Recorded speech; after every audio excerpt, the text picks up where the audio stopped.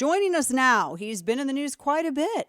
Florida Governor Ron DeSantis joins us via Skype. You've been all over the country. I watched you with in some bumper cars. You guys are a pretty competitive family. I watched you all just beat the tar out of each other with these bumper cars out there in Iowa. It looked like a lot of fun. It looked like you had a great time at the Iowa Fair. Yeah, and that was on the tail end of a bus tour we've done through Iowa. So Thursday, Friday, leading into the fair, my wife and our three kids, 6, 5, and 3, hit a number of counties in Iowa. So we've now visited 38 of the 99 counties, but the kids are able to get to see different parts of the country. And so they've had a really good time doing it. The fair was obviously a huge thing. We've got a good state fair in Florida. And Mark, we've taken our kids there every year, but this Iowa State Fair is the biggest fair I've ever been to. I'm going to get into some of how Iowa received you and the campaign and kind of your path forward. But I want to touch on some of these other things as well, because I noticed that people are just excited to get back outside. I mean, after being, locked up for, essentially 2 years, now people are, more people are vacationing, they're traveling. It seemed like everybody's been either going to Florida or, going to, I think I had a ton of friends who went to Alaska this year. Everybody's traveling. They're eager to get out because we've been starved for this. We've been starved of activity. I wanted to ask you, Governor, in looking back, previously at how the pandemic and the lockdown and everything else, how that was handled, how would you have handled all of this from, former President Trump? I mean, you're going to be asked about this coming up in the debates. This is something that, you've kind of touched on a little bit here and there in interviews up until now. What would you have done differently from him with all of that?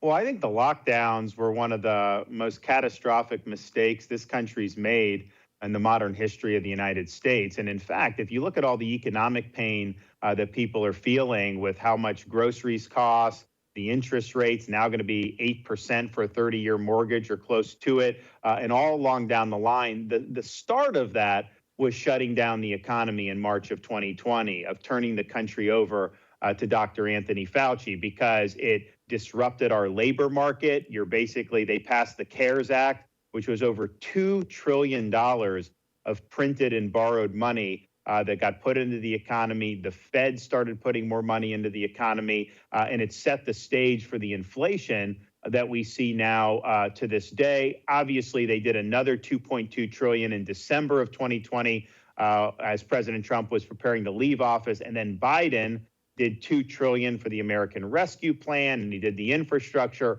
So it's been an unprecedented spending binge in response to COVID, and it was justified because the elite said that it was necessary to lock down the economy. But Dana, if you look at how Sweden handled it, they did not do a lockdown in their economy, and their mortality is very low compared to the rest of Europe. So I just think we have to recognize that this was a huge, huge mistake. One of the reasons that Florida's done well since I've been governor is because we were really one of the first states to say, wait a minute, this isn't going to work.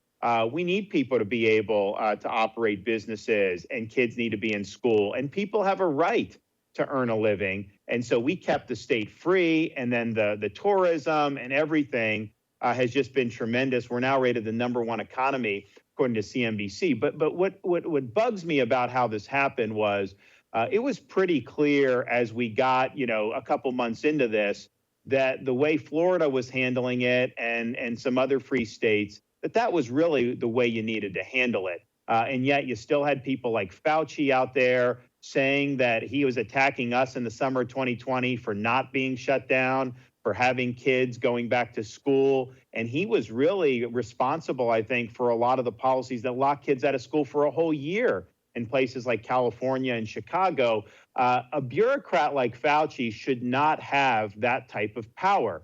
And what should have happened is he shouldn't have been coddled. He shouldn't have been able to be out on a platform spewing his nonsense. He should have been fired.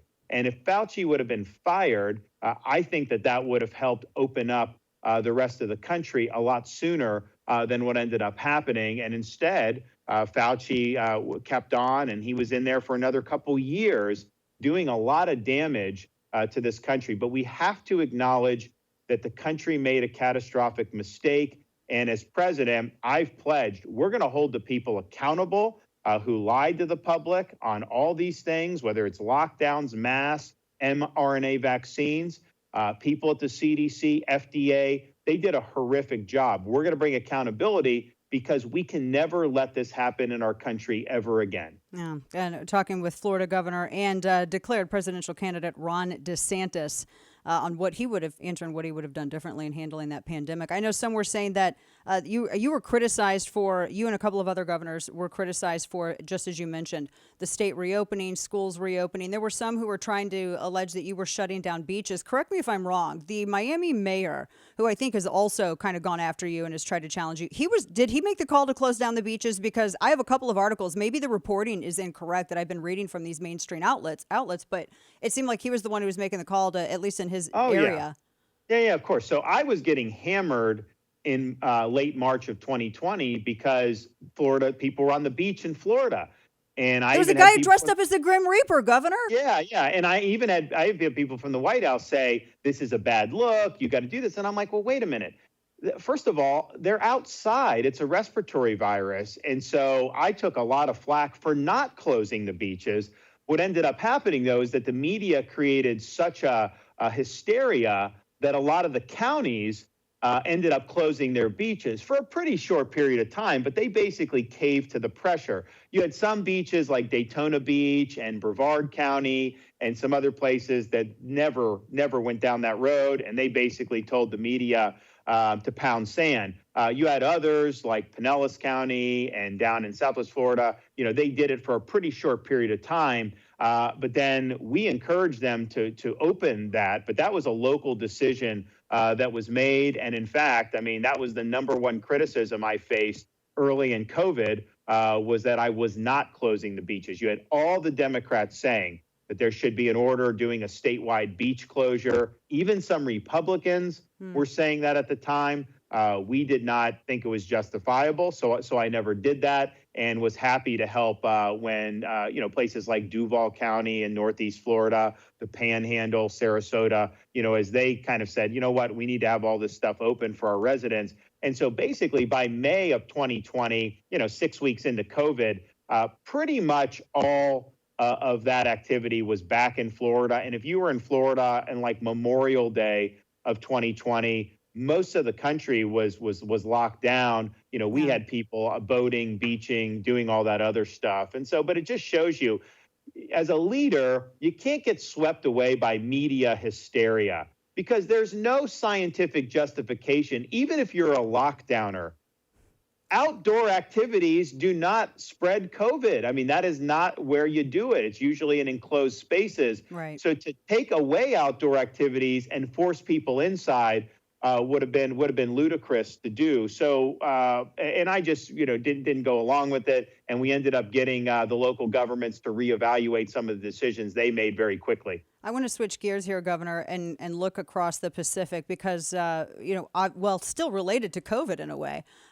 China's become our biggest geopolitical foe.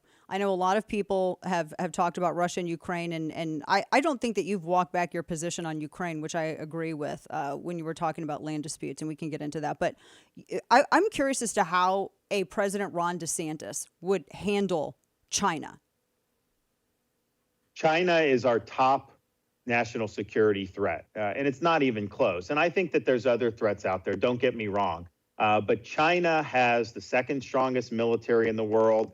They have the second biggest economy. On this current course, under Biden's policies, they're going to surpass our economy this decade in size. And that creates a huge problem because we've never had a peer competitor in our lifetime that had a bigger economy than we did. I mean, the Soviet Union, during the Cold War, their economy was a fraction of ours. Even the Axis powers during World War II, they were not at the level of the Allied powers. And so this would present for us a huge threat. And then compounding that, our economy is intertwined with theirs, largely because we've had elites in D.C. and in New York who have pushed this over many decades, but has put us in a position of serious vulnerability. I mean, when you have like a Wall Street executive go out and have to grovel to Xi because they may have said something off color about China, or you have Hollywood censoring movies, or you have professional athletes having to come out and grovel for China. That shows that they wield a lot of power over our society in a way that's just not healthy. So this decade, I think, is the decisive decade. Are we going to maintain our economic superiority? That means we've got to do strategic decoupling from China. We can't just keep sending them all this industry, have everything important made over there, and then they're going to use that to increase their defense posture. Now, they've got a lot of vulnerabilities now. I do think their economy slowed. I think they've got a lot of demographic challenges. I do think Xi is trying to exercise so much control, even doing COVID lockdowns in January of 2023. There is some dissension brewing in Chinese society, but we've got to get better with our policy, and we've got to recognize the threat. Biden does not view it as a threat. I mean, Hunter has made a lot of money from China, and he's kicked probably 10% of that up to the big guy. So it's just a different viewpoint from there versus what I would do. But here's what I'd say, Dana, to just people out there. If China does surpass us and they become the dominant power in the world, that will affect the lives of every single American family. I mean, just you see how much power they wield already. That would go up tremendously. And how would they have a vision of society? They would want society to function on things like social credit scores, where you're evaluated based off whether you're bending the knee to the party in power, and it's not just about your individual freedom. And their vision of society is one that would be very dark, and it would be something that would be totally inconsistent with our inherited freedoms here in the United States. And so this is an important struggle. I think if we do what we need to do to deter them militarily, economically, and if we get serious about some of the stuff they're doing culturally, I think we can win the decade, and I think we can ensure that this is an American century, not a Chinese century. Incidentally, in Florida, we've banned the purchase of land by the CCP and its affiliates. They want to get farmland, they want to get land near military base, all stuff. Why would we allow that to be happening here in our country? And we also eliminated things like Confucius institutes that they try to put in higher education, which is basically propaganda from the CCP. So we've taken good action in Florida. We'll take more action as president, but this is our top threat. You touched on something, Governor, that I don't think I've heard from other candidates or other politicians really on either side. When you mentioned the social credit scores that China has, going in with the ESG and all of this other stuff, I just think of Top Gun, the movie, and how Tencent, a big Chinese production, was involved in that, and they threw a fit, and there was a fight over what was on the jacket. But that ultimately, when we talk about culture war, that's it. I mean, people are they're living it in China. They're trying to implement it in the financial sector. Talk a little bit about, I mean, this is, people need to, it's not just a fight over what is in or out of a book. It's not just a fight over, what might seem to some like some cosmetic issues. I mean, this literally is about the future, cultural regime that could ultimately control your life and where you can even bank. So this ESG it's environment, social governance, and it's a relatively recent phenomenon where they say that companies and businesses should adopt so-called ESG principles. Long story short, all that is cover for companies and asset managers to be able to advance an ideological agenda. And it's a left-wing ideological agenda. And so, for example, the top Wall Street banks can get together and decide they don't want to provide financing for people that have gun stores. Now, that is not that is not government infringing your Second Amendment rights. But when you have these major power centers doing that, that is an infringement on your rights. They are changing policy. Other companies trying to change our culture. So they're wielding power in ways that absolutely can erode our freedoms, that can change society, and that can change culture. So in Florida, we eliminated ESG from the state in terms of our pension investing. We took $2 billion away from BlackRock, who had been investing some of the Florida pension money because BlackRock is pursuing this type of social activism through the economy. And then we've banned things like social credit scores in Florida and also prohibited woke banking because we have had people affiliated with, say, firearms who have been discriminated against or debanked. So we've now provided protection under state law for those folks. And here's why I think it's important.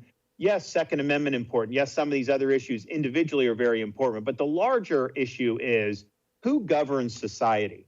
And normally, if somebody wants to do things that you don't like, you have an ability to vote them out of office. Now we're in a situation where these captains of industry or asset managers are exercising economic power in ways that is changing our culture and our society and even your individual rights. And yet you're never going to be able to vote those people out of office. So it's really a transfer of power from we, the people operating under a constitutional system, to nameless, faceless people in corporate America or asset managers who have their own agenda, which is going to be much different from the agenda of the average American. So who governs that's why it frustrates society? me, Governor, when other Republicans don't get that, because it's all of that is downstream from culture. One last really fast question for you. I know you got to get going. Is Iowa make or break for you? Well, what's make or break is getting a majority of the delegates, and that's what we're going to do. I think we're doing very well in Iowa. I would not trade places with anybody else. But at the end of the day, this can be a long slog. As you know, it depends on how the field shapes up and everything. We're built for the long haul. We'll be there all the way until the end. But I really like what's happening for us in the state of Iowa right now. And you know better than anyone, we don't have a national primary. You know, you can take like a national poll. That's not the same as what's happening in these early states. And we're focusing on the early states because that's how the process works and that's how the delegates are awarded. That's a good point.